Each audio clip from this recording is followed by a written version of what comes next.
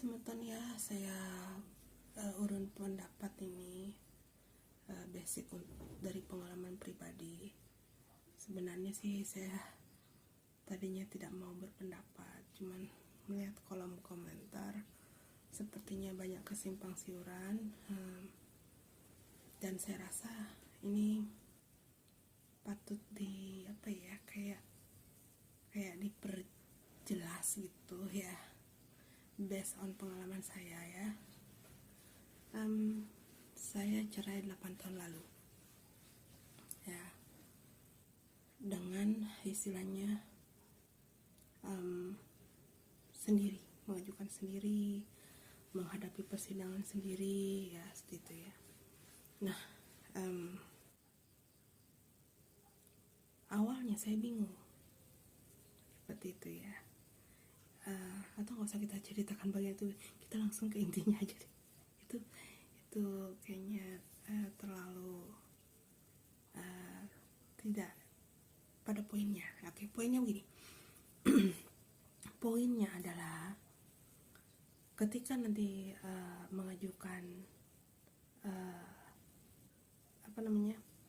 tuntutan perceraian, itu nanti akan ada mediasi.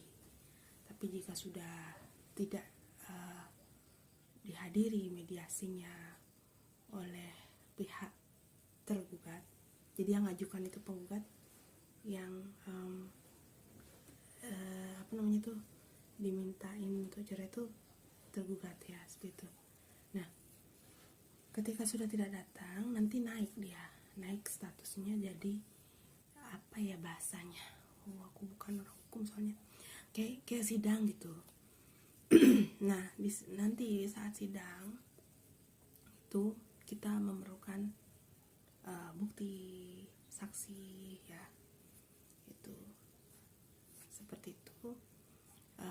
Poinnya dalam persidangan nanti, poinnya adalah alasannya harus kuat untuk pisah gitu ya. Itu sebabnya jangan kalau kalian lihat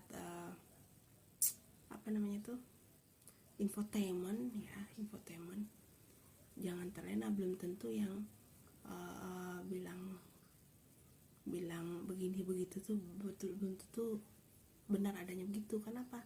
Karena memang harus alasannya itu krusial. Nah, salah satu yang aku lihat di VT seorang pengacara di TikTok ini ya, yang sering bantu orang bercerai, itu dia menegaskan nih, ini yang mungkin harus diketahui terutama bagi pasangan ya, menegaskan kalau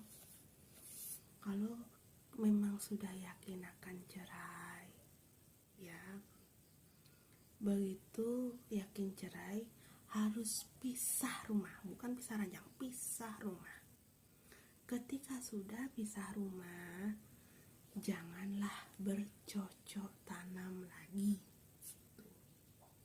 ya. Sehingga salah satu poinnya itu, di samping nanti harus memang, artinya memang sudah betul-betul alasannya kuat dan sepakat. Nah, nanti setelah sidang, kemudian nanti akhirnya ada putusan ya, punyaku makuning ya, aku nggak mau ngasih lihat. Jadi ada putusan. Nah, ketika nanti sudah ada putusan itu, nah sebelum melakukan putusan dalam pengajuan administrasi di persidangan itu, nanti akan kalau tidak salah saat itu sudah dilampirkan akte pernikahannya. Nah, akte pernikahan itu setelah dilampirkan nanti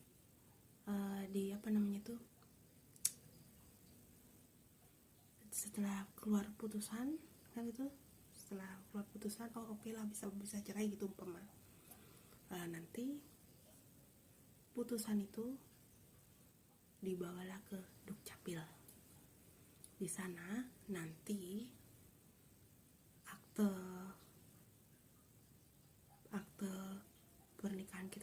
dicabut dan diganti dengan akte perceraian. Otomatis nggak ada akte pernikahan di tangan, ya, nggak ada akte pernikahan di tangan.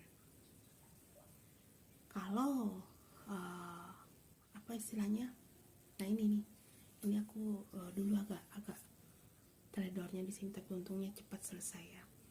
Jadi setelah nanti surat putusan masuk dukcapil dan keluar nanti akte cerai, nanti adalah pemberitahuan lah, aku lupa nama suratnya, pokoknya ke desa ya, seperti itu.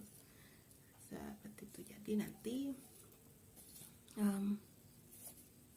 jadinya sah secara negara.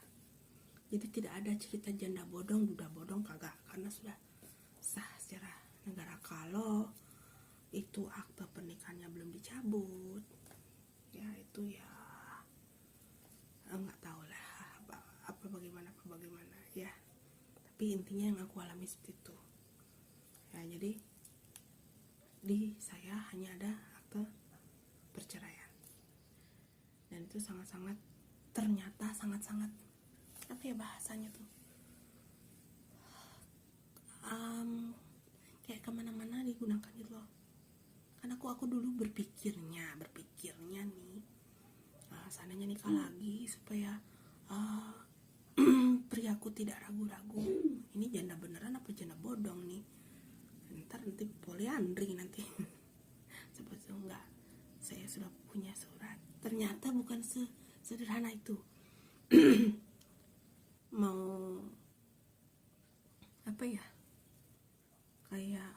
kayak mau tes juga statusnya, misalkan janda atau duda, lengkapi akte cerai. Terus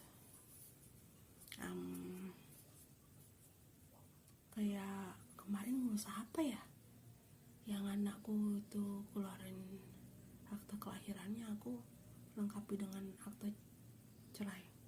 Ayo, karena mamanya sendiri sekarang itu. Jadi per anakku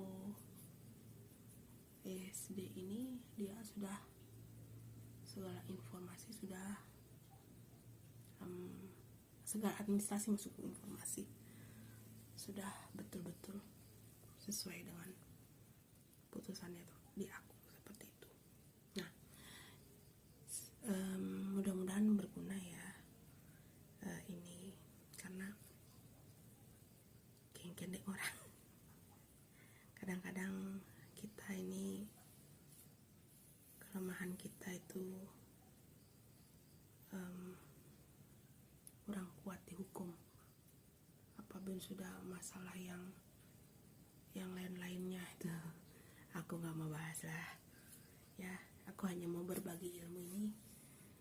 Aku nggak tahu sih, itu sudah 8 tahun lalu, apakah sekarang ada perubahan, yang nggak tahu. Tapi intinya lebih baik kalau belum pasti jangan dibakar ya. Itu aja. Jadi aku pertegas lagi ya. Jadi kalau